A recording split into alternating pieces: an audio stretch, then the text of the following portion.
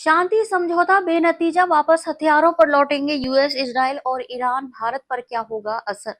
जिसका डर था वही हुआ। शांति समझौते के लिए अमेरिका और ईरान के वार्ताकारों के बीच 21 घंटे की बातचीत बेनतीजा रही। इससे दोनों पक्षों के बीच हुए 2 सप्ताह के युद्ध विराम के भविष्य को लेकर अनिश्चितता पैदा हो गई है। ये भविष्य की गर्त में है कि अब अमेरिका और ईरान पश्चिम एशिया में शांति के लिए बातचीत की मेज पर वापस लौटेंगे या फैसला अब हथियारों से ही होगा। पश्चिम एशिया में संघर्ष क्षेत्रीय नहीं बल्कि वैश्विक मुद्दा है। इसके राजनीतिक और आर्थिक असर की जद में पूरी आधी दुनिया है। अगर संघर्ष नए सिरे से शुरू होता है तो इसके बहुत व्यापक और गंभीर नतीजे हो सकते हैं। ऐसे में पड़ताल का विषय यह है कि युद्ध विराम समझौता पश्चिम एशिया में शांति लाएगा या जल्द ही टूट जाएगा। इस युद्ध में सबसे अधिक जनहानि ईरान और लेबनान में हुई है, जबकि मिसाइल हमलों के कारण फारस की खाड़ी के लगभग हर देश में नागरिक प्रभावित हुए हैं। 600 अरब डॉलर खर्च होंगे पश्चिम एशिया में पुनर्निर्माण पर। अमेरिका, इजराइल और ईरान के बीच 1 माह से अधिक समय तक चले युद्ध ने पश्चिम एशिया के देशों को मानवीय, सैन्य और आर्थिक रूप से भारी नुकसान पहुंचाया है। इस युद्ध की वजह से दुनिया के कई देशों में ऊर्जा का संकट पैदा हो गया और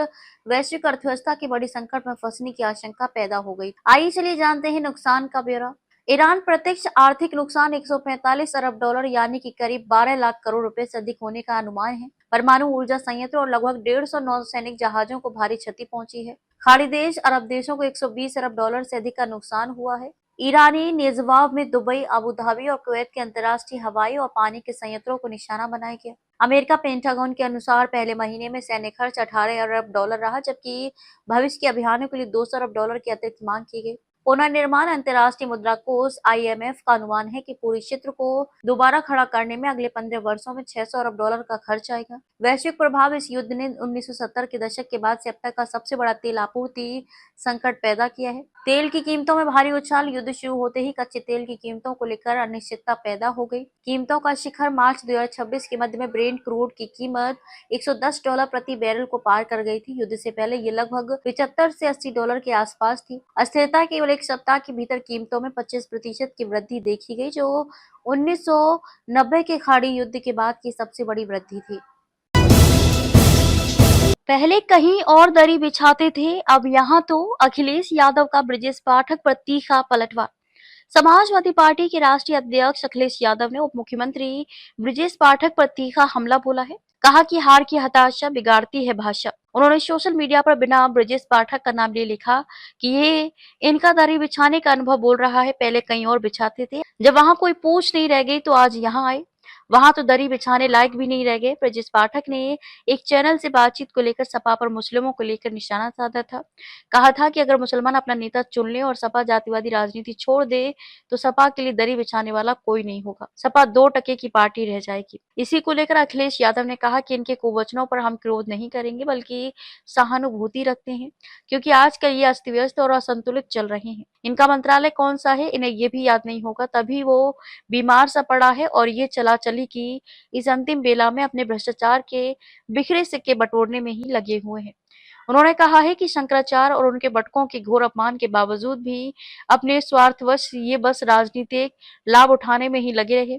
इनकी बाटी बैठक तय पर जो नोटिस आया तब भी उन्होंने इसको अपने नोटिस में नहीं लिया बल्कि अपने समाज से पूरी तरह मुंह मोड़ लिया। यही कारण है कि अब सनातन और अपने समाज दोनों से इनका पूरी तरह बहिष्कार कर दिया गया है। पीडीए समाज के प्रति अपमानजनक भाषा कुछ ऐसे लोगों की पुरानी आदत है। पीडीए समाज इन्हें माफ नहीं करेगा। पीडीए समाज के खिलाफ दिए गए इस बयान से पीडीए समाज तो इनकी राजनीतिक नाकाबंदी करेगा ही, इनका अपना वर्चस्व दल भी दल बदल कर आए ऐसे व्यक्तियों को बाहर का रास्ता दिखा देगा।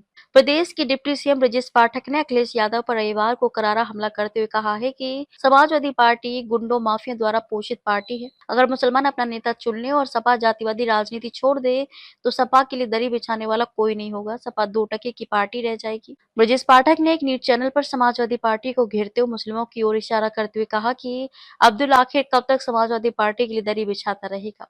अगर मुसलमान सपा का साथ छोड़ दें और अपना नेता खुद चुन लें तो सपा कहीं की नहीं रहेगी। ब्रजेश पाठक ने कहा कि अल्पसंख्यकों के संबंध में कहा कि सपा आपका वोट लेकर आप पर बुलडोजर चलाने का काम करता है। सपा धर्म और जाति आधारित पार्टी है, इनका जनता से कोई लेना देना नहीं है। सपा का सबका विकास सबका साथ से कोई मतलब नहीं है। संसद में महिला आरक्षण पर सुप्रीम कोर्ट में सुनवाई आज तुरंत लागू करने की मांग हुई तेज।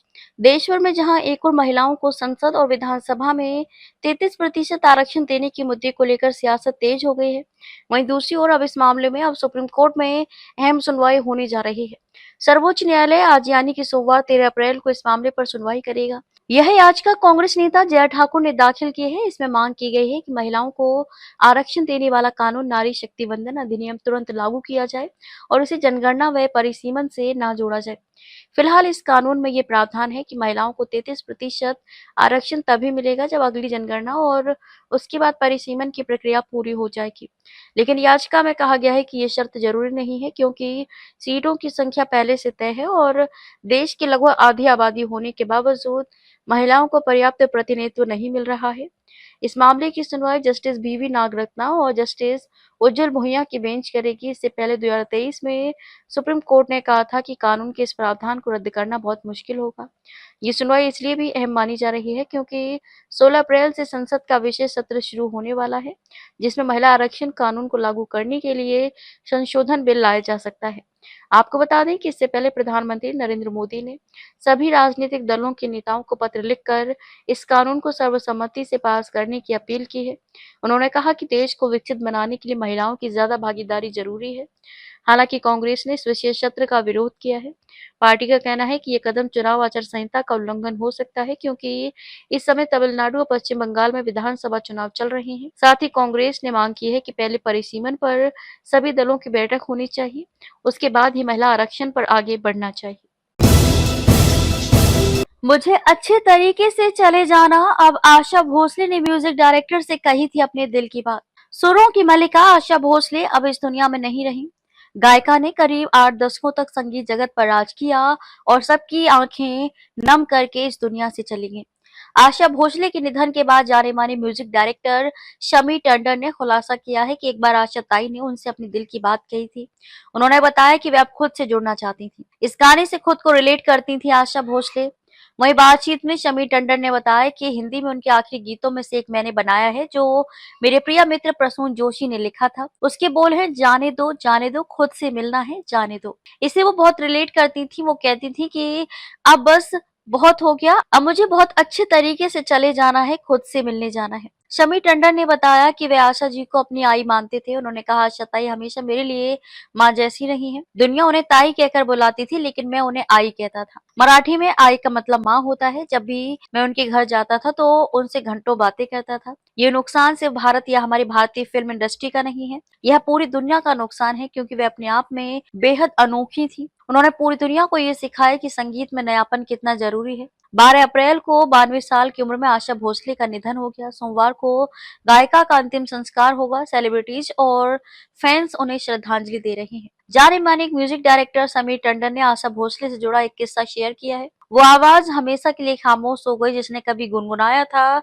अभी ना जाओ छोड़कर कि दिल अभी भरा नहीं। अपनी जादुई आवाज के दम पर भारतीय संगीत जगत को 7 दशकों तक रोशन करने वाली सुरों की आशा अब हमारे बीच नहीं है, मगर उनके गाए गाने, किस्से और यादें हमेशा प्रशंसकों के लिए खास बनी रहेंगी। आशा भोसले का 9 साल की उम्र में शुरू संगीत में सफर 92 वर्ष की आयु में थम गया और मुंबई के ब्रीच कैंडी अस्पताल में शनिवार रात हृदय और सांस संबंधी परेशानी के बाद उन्होंने दुनिया को हमेशा के लिए अलविदा कह दिया। आशा ताई के जाने से न सिर्फ बॉलीवुड बल्कि पूरे संगीत जगत में शोक की लहर दौड़ गई है। ऐसे में उनका गाया गाना अभी ना जाओ छोड़कर कि दिल अभी भरा नहीं जख्मों को कोरेखता है। आज उन्होंने खुद ये वादा तोड़ दिया। उनकी आवाज अब कभी नहीं गूंजेगी, लेकिन उनके गाए गाने सदियों तक लोगों के दिलों में बसे रहेंगे।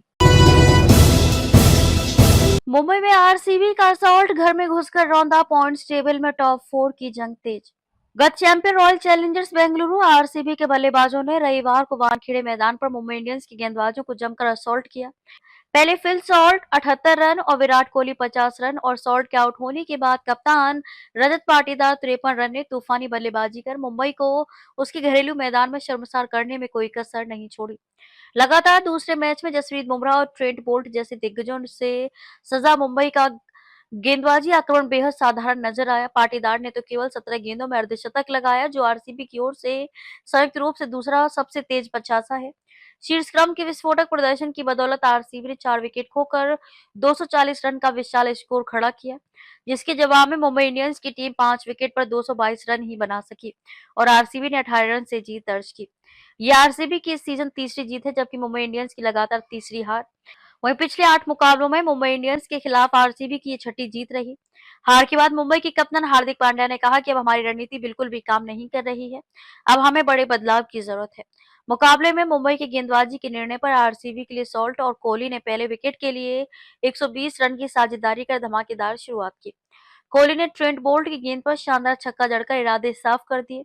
वहीं सॉल्ट ने बोल्ट और हार्दिक के खिलाफ बड़े शॉट लगाए। उन्होंने सेंटनर के एक ओवर में लगातार 3 छक्के जड़कर गेंदबाजों पर दबाव बढ़ा दिया। पावर प्ले में ही बेंगलुरु ने 71 रन बना लिए थे। मुंबई को मजबूरी में जसप्रीत बुमराह को जल्दी दोबारा आक्रमण पर लाना पड़ा, लेकिन तब तक आरसीबी बढ़त बना चुकी थी। 8वें ओवर में सॉल्ट ने मयंक मार्कंडे पर लगातार 3 चौके जड़े, जबकि कोहली ने भी सेंटनर को निशाना बनाया। अंततः शार्दुल ने सॉल्ट को आउट कर साझेदारी तोड़ी। इसके बाद पाटीदार ने मैदान संभाला और मार्कंडे के एक ओवर में 3 छक्के जड़ दिए। उनके पारी ने मैच का रुख पूरी तरह आरसीबी की ओर मोड़ दिया। कोहली ने 37 गेंदों में अर्धशतक पूरा किया, लेकिन 15वें ओवर में आउट हो गए। अंत में पाटीदार को सेंटनर ने पवेलियन भेजा, लेकिन तब तक वह 20 गेंदों में 53 रन बना चुके थे। टिम डेविड ने 16 गेंद में 34 रन की पारी खेली। एक और मुंबई की गेंदबाजी साधारण नजर आई। बुमराह लगातार चौथे मैच में कोई विकेट नहीं ले सके और बाकी गेंदबाजों ने जमकर रन लुटाए। वहीं ओस में गेंदबाजी के बावजूद कृणाल पांड्या, भुवनेश्वर और आशिक डार ने संयमित गेंदबाजी की। सुयश थोड़े महंगे रहे, लेकिन उन्होंने तिलक वर्मा और रिकल्टन के 2 अहम विकेट चटकाए।